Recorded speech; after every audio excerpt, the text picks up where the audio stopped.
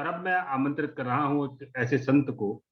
और यदि मैं कहूँ कि वर्तमान में जैन धर्म का देश और विदेश में जो अभूतपूर्व प्रचार अहिंसा विश्व भारती के माध्यम से जो संत कर रहे हैं, आचार्य श्री लोकेश मुनि जी महाराज, वो भी इंदु जी के प्रति बड़ा स्नेह भाव रखते थे, बड़े उनके ऊपर कृपा और आशीर्वाद रखते थे। तो मैं आमंत्रित कर रहा हूँ आचार्य श्री लोकेश मुनि जी महाराज कि वो आए और आज के इस प्रसंग में, उत्सव में अपने भाव प्रकट करें।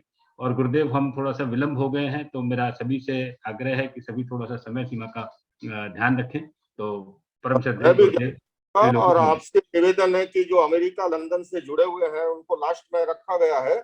ऐसा न हो कि लंबा होते होते इतना हो जाए और वहां से पूरी आधी रात को जो बैठे हुए हैं वो वंचित रह जाए।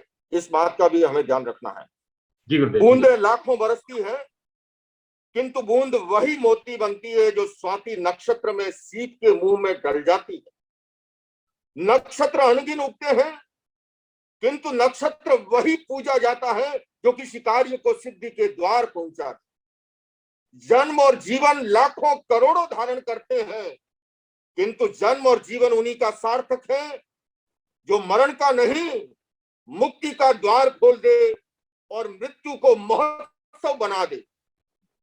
सुश्राविका इंदु जैन जी एक ऐसी ही शख्सियत थी। उनके बारे में कहा जा सकता है कि वो सबसे बड़े मीडिया समूह टाइम्स ऑफ ग्रुप की चेयरपर्सन थी, विचारक थी, चिंतक थी, समाज सेविका थी और महिला सशक्तिकरण की आइकॉन थी। किंतु मैं उससे अलग एक बात रेखांकित करना चाहूंगा, जो उनके जीवन में सबसे बड़ी बात थी कि वो आध्यात्मिक थी। और यही कारण है कि उन्होंने सारे आध्यात्म जगत के महापुरुषों के साथ तादात्म्य स्थापित किया था, चाहे जैन हो चाहे जैनेतर हो। और ये हम उनके द्वारा लिखित encyclopedia Indian saint and sages के जो 2 खंड प्रकाशित हुए हैं उसके अंदर हम देख सकते हैं। मैं इस अवसर पर यह अवश्य कहना चाहूंगा, अपने अनुभव के आधार पर पिछले कई वर्षों से अनेक बार उनके साथ उनके निवास स्थान पर आध्यात्मिक संवाद का, आध्यात्मिक चर्चा का उनके साथ मेरा क्रम रहता था।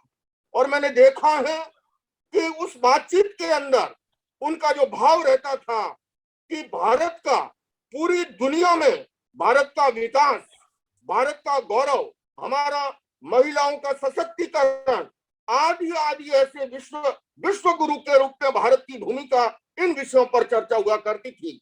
खासकर जब उन्हें भारत सरकार ने पद्म विभूषण से सम्मानित किया और मेरी संस्था अहिंसा विश्व भारती ने उनके सम्मान में विज्ञान भवन के सेंट्रल हॉल में कार्यक्रम रखा। और उस समय भारत की तत्कालीन विदेश मंत्री बहन सुषमा जी, कानून मंत्री रविशंकर जी और नजमा हेपतुल्ला जी केंद्रीय मंत्री आदि अनेक उपस्थित थे। और दूसरा प्रसंग, जब बॉम्बे के एनएसआई डोम में विश्व पर्यावरण दिवस पर अहिंसा विश्व भारती ने एक ही मंच पर सदगुरु जगी वासुदेव जी, योग ऋषि बाबा रामदेव जी, डीके शिवानी जी के साथ इंदु जी को आमंत्रित किया और उनके उसी दूसरे खंड का लोकार्पण का कार्यक्रम बना। मैं अपने अनुभव के आधार पर कह सकता हूं कि मृत्यु को महोत्सव बनाने की बात, जीवन जीने की कला तो अनेक जगह सीखने को मिलती है, किंतु जैन दर्शन में, भगवान महावीर के दर्शन में मृत्यु की कला भी सिखाई गई। जैसे हमारे महान आचार्य जी अभी कह रहे थे, कैसे समाधि मरण, कैसे संथारा की मूल जो भावना है, समता के साथ, समाधि के साथ, शांति के साथ जीवन को संपन्न करना, और इसको बहन इंदु जी ने आत्मसात किया था। और उन्होंने यही कारण कि सभी धर्मों के साथ जो है तादात्म्य भाव स्थापित किया। मैं अधिक लंबा समय नहीं लूंगा, समय सीमा में इतना ही कहना चाहूंगा। जब पिछले दिनों मुझे भाई मनोज जैन जी ने, सबसे पहले भाई सुभाष ओसवाल जी ने, रवि जैन जी ने, पुनीत जैन जी ने और नरेंद्र भिखुराम जी ने और अनिल जैन एफसीए जी ने जब इस कार्यक्रम के बारे में चर्चा की, मैंने एक ही निवेदन किया, जहां भी जैनत्व के विकास की बात हो, जैन धर्म की प्रभावना हो, लोकेश मुनि 24/7 आप सबके साथ हैं। चाहे वो काम तेरापन समाज का हो, स्थानकवासी समाज का हो, मूर्ति पूजक समाज का हो, चाहे दिगंबर समाज का हो, बल्कि मैंने हिंदू जी के साथ मेरी चर्चा ये होती थी कि जहां पर भारतीय संस्कृति का परचम फहरा ना हो, विश्व के अंदर अहिंसा का और नाम रोशन करना हो, मैं सदैव इस कार्य में साथ हूं। मैं अधिक लंबा समय नहीं लेते हुए पुनः यही कहना चाहूंगा कि इस स्मृति उत्सव के अंदर, जिसे हम प्रकारांतर से श्रद्धांजलि सभा अगर कह सकते हैं, तो उनके जो अधूरे काम हैं वो कैसे हम सब मिलकर पूरे करें। और उसके लिए मैं देख रहा हूं हमारे चारों ही समाज के जो हैं, भाई कन्हैयालाल जी भी हैं, मांगीलाल जी भी हैं, शुक्राज जी हैं, और सभी साथ में परमार्थ निकेतन से स्वामी चिदानंद जी हैं, नय पदम सागर जी ने अभी संबोधित किया, प्रज्ञ सागर जी ने किया, रविंद्र मुनि जी ने किया। मैं उनके स्वर में स्वर मिलाते कहता हूं, आइए ये 21वीं शताब्दी में कोरोना काल के अंदर जैन जीवन शैली जो है पूरी विश्व उसे ग्रहण करने को तैयार है।